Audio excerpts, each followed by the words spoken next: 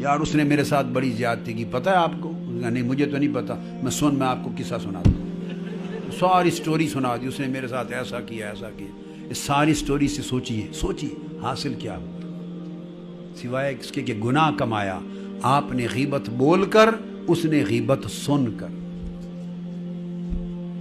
اس نے ایسا کیا کر دیا، ختم ہو گئی۔ سنانے سے کیا حاصل ہوگا؟ وہ جی دل کا بوجھ ہلکا کر رہا۔ بابا میں ایک سبق سکھاتا ہوں بوجھ ہلکا کرنے کا، ایک سبق میں بھی دیتا ہوں اس درس تصوف میں۔ بوجھ ہلکا کرنے کا ایک تو ہے نا کہ ہر ایک کو سنا کر ہلکا کرو، ایک طریقہ بتاتا ہوں کہ بوجھ لو ہی نہیں، بس ختم۔ ہلکا کیا کر، جس نے جو زیادتی کر دی اس کا بوجھ لو ہی نہیں۔ سمجھو کہ میرا کوئی گناہ ہوگا، مجھے اس کی سزا ملی۔ میرا کوئی گناہ تھا، مجھے اس کی سزا، میں حقدار ہی اسی سلوک کا تھا۔ طریقے بتا رہا ہوں، میں حقدار ہی اسی سلوک کا تھا جو اس نے کیا۔ میرے کسی گناہ پر یہ سزا ملی، یا اللہ نے ایسا چاہا، میری کسی نفس کی طبیعت کو درست کیا، اللہ پاک نے مروڑا ہے، پیچ کسا ہے میرا۔ اس طرح کی میں نے 3 مثالیں دی، 30 بن سکتی ہیں۔ ایڈجسٹ کر لیں اپنی سوچ کو جہاں چاہیں۔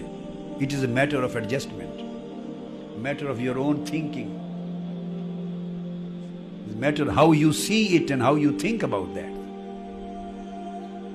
ٹھیک ہے، تو جب آپ یوں سوچیں گے تو بوجھ ہی نہیں آئے گا۔ تو جب بوجھ ہی نہیں لیا تو ہلکا کرنے کی کوئی تکلیف ہوئی؟ یہ تکلیف ہی نہیں اٹھائیں گے، جان ہی چھوٹ گئی، ہائے ہائے ہائے، جان ہی۔ اور پھر بھول جائیں، لوگوں نے نیکی کی ہو تو یاد رکھیں، جس نے زیادتی کی ہو بھول جائیں۔ کسی کی نیکی کی ہو کسی نے تو یاد رکھیں، اس کا پھل دیں، اس کو صلہ دیں۔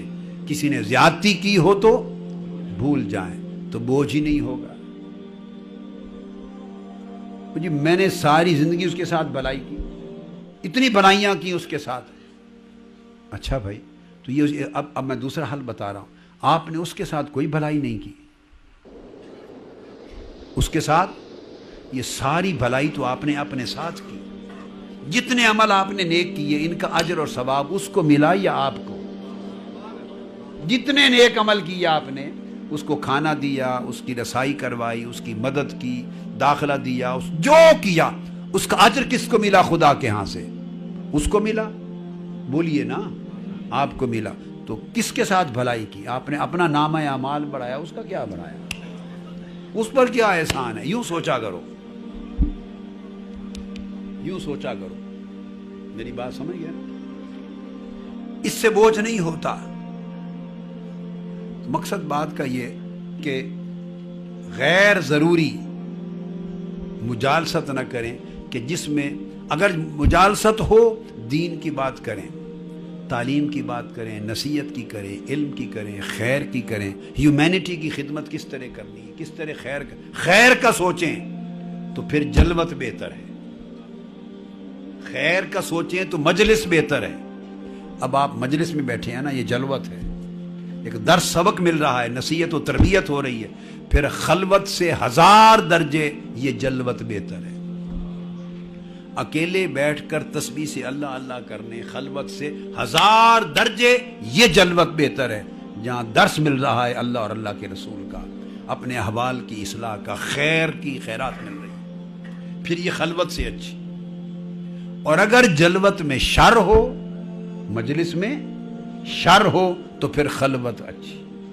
اس لیے کہ خلوت میں بیٹھ کے تنہا عبادت کرنے سے شیطان 100 وسوسے دل میں ڈال سکتا ہے، مگر کسی اہل اللہ کی مجلس میں بیٹھیں گے کیا، تو اہل اللہ کی مجلس میں دھیان اللہ کی طرف جائے گا، وہ اللہ یاد کرائے گا، اس لمحے شیطان حملہ آور نہیں ہو سکتا۔